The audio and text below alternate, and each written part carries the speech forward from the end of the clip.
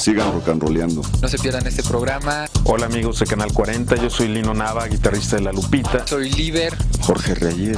Juan Jaime López Camacho. Sergio Santa Cruz, ex bajista de Neón. Nosotros somos el grupo Kinky. Yo soy Gazú y somos los amantes de Lola. Hola, ¿qué tal? Yo soy Pacho. Yo soy el Mastueso. Somos $6 Million Weirdo. Soy Sabo Romo. Un poco de historia. Vamos a estar platicando con ustedes del rock and roll.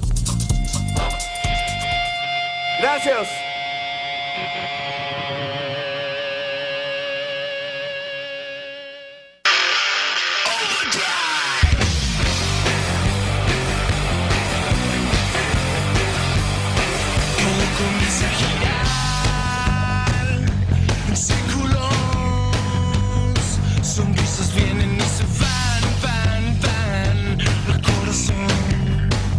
Yo creo que el momento más importante del rock mexicano es el principio de los años 70. Después de Avándaro hubo una gran castigada, como alguna vez mencionó Ricardo Ochoa, al rock mexicano. Porque con el pretexto de ese festival, las autoridades aprovechan para vetarlo, para limitarlo, para coartar la posibilidad del joven de que se reúna y de que tenga este tipo de eventos. Por supuesto, a nadie le convenía que los jóvenes tuvieran cultura, porque mientras más cultos fueran, pues más rebeldes iban a ser.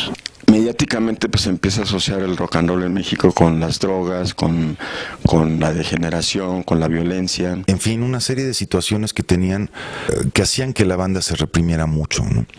Tanto los que hacían música como los que la consumían o los que se dejaban crecer el pelo. Los años 70 a los años 80, ser joven era un delito. En aquel entonces pues había una especie de prohibición de facto. Todo el tiempo los periódicos y la televisión vituperaban al público y a los rockeros porque pues se consideraba que su actitud era totalmente fuera de la ley, ¿no? Fue prácticamente sacado de los lugares que tenía ya ganados. El radio prácticamente estaba cerrada toda opción para la difusión de estos materiales y ya no digamos que la televisión, ¿no? Empiezan a surgir personas y grupos como Los Nacos. Un grupo de canción política. Y bueno, yo me integro a ese grupo en el 76, en el año 76. Las grandes disqueras pues ya no estaban interesadas en estos grupos de la época. El rock estaba no en las leyes, pero sí en los hechos prohibido, entonces era imposible tocar. No había grandes redadas, no había prácticamente discos más que algunas producciones independientes. Y fue prácticamente relegado al hoyo funky. Con pocas condiciones para las actuaciones, ¿no? Es más de boca en boca, es más como más clandestino inclusive, ¿no? Más de comentarlo entre cuates para ver si vas a tener chance de ir a determinada tocada. Se tocaba en foros undergrounds, en foros medio alternativos que cerraban todo el tiempo, en algunas escuelas, etcétera, o en fiestas de cumpleaños privadas. A veces en establos, en garajes, en bodegas, en donde se pudiese, se organizaban estas tocadas. Con las peores condiciones, tanto para el público como para los artistas, en cuanto al audio y la producción y la logística, etcétera, ¿no? Llegabas y tenías 10 minutos en lo que se bajaba un grupo para subirte tú con todas tus cosas y el público ya te estaba tirando naranjas y todo para que te apuraras, para que ya tocaras, ¿no?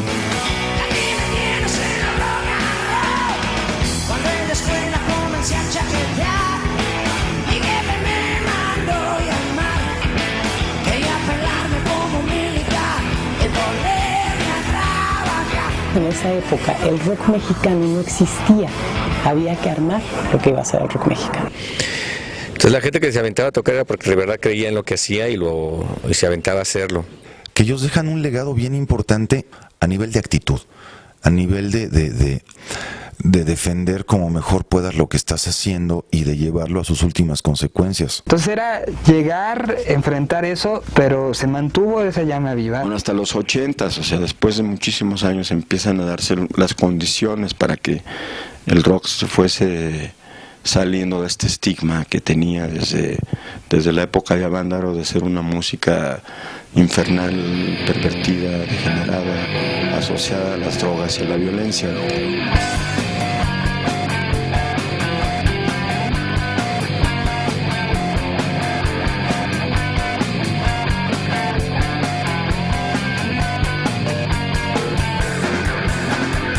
La tendencia dominante era cantar en inglés. Solo a principios de los 70 empieza a haber algunos intentos para hacer rock en español. Los Duk Duks, Náhuatl, La Tinta Blanca, El Ritual, y que cuando grababan algún disco, la disquera, aunque fuese una disquera pequeña e independiente, pues de todas maneras había la presión de que se cantase en inglés, ¿no? Entre 1981, 82 y 83, las bandas empiezan a cambiar y a intentar cantar en español. En ese entonces mucha gente en México sí dudaba. No era tan fácil porque todos sentíamos que el español no era adecuado para la música, ¿no? No había como creencia en que las bandas cantaran en español, se pensaba que el rock era en inglés. Incluso los críticos tenían todas estas teorías así sustentadas prácticamente científicamente, donde decían que el español no era adecuado para rimar como en el inglés. El rock mayormente se canta con acentuación en la sílaba aguda, el español tiene mayormente palabras acentuadas en sílaba grave. La métrica del inglés es mucho más directa que la del español. Lo cual dificulta un poquito el proceso de adaptar el español a los ritmos propios del rock and roll. El español es uno de los idiomas más difíciles de escribir. No tenía yo ninguna duda al respecto de que se podía y se debía hacer rock en español. Pasó mucho tiempo para que la gente se fuera acostumbrando a que el español sí se podía utilizar para decir cosas bien dichas. Con cantautores totalmente consagrados tanto en México como en Argentina y en otras partes de Latinoamérica. Ellos se atrevían y dijeron, bueno, tenemos el idioma más rico, que es mucho más rico el español en inglés en cuestión a sus posibilidades y en cuestión a todas sus influencias. Y una vez que le encuentras la cuadratura, pues en realidad no hay por qué hacerlo en inglés, ¿no? Si estás hablando del rock y es para la gente, pues tienes que hablar en el idioma que habla la gente. Y descubres que se puede hacer perfectamente, que puedes hacer canciones en español bien suaves y que tienen como una línea directa de contacto con quien lo escuchan. Porque decía cosas que yo estaba sintiendo en mi idioma y como de mi colonia y como en mi espacio. Creo que lo más suave es que tienes la ventana y la abierta exactamente para ver el paisaje que mejor te dé tu gana. Yo creo que el hecho de escuchar canciones, buenas canciones con un peso literario, con un peso poético, con un peso lírico, fue lo que nos hizo saber de que sí se podía. Aquí fue una cuestión cultural y de orgullo también. Pues vamos a hacerlo y pues afortunadamente se dio y hay una línea que se sigue dando, ¿no? En ese sentido. Siempre hay un toque personal, son nuestras huellas. Ninguno tenemos la misma huella digital. Yo creo que eso se aplica también para las canciones. Que creen en defender su propio español, que creen en defender, por muy bobo que hubiera sido el mensaje, creen en defender ese mensaje siendo en español.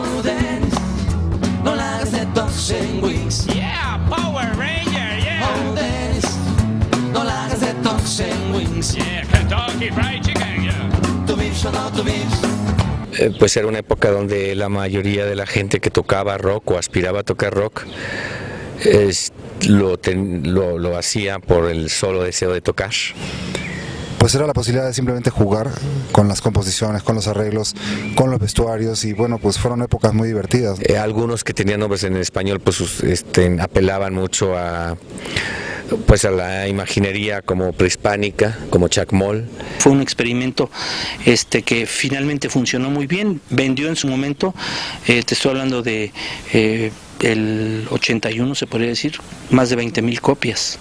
Al menos con Chacmol se abrió una posibilidad en Polygram de hacer otro tipo de cosas, ¿no? Y de ver que aparte que el rock mexicano era rentable, ¿no? En la época cuando empezamos nosotros con Chacmol, empezábamos a hacer conciertos en pequeños teatros, por ejemplo en la Carpa Geodésica, que también fue el de los primeros intentos de sacar el rock and roll de los hoyos funkies. Fue el primer grupo que tocó ahí y que llenaba, había llenos masivos, la gente iba y dejaba a sus hijos ahí.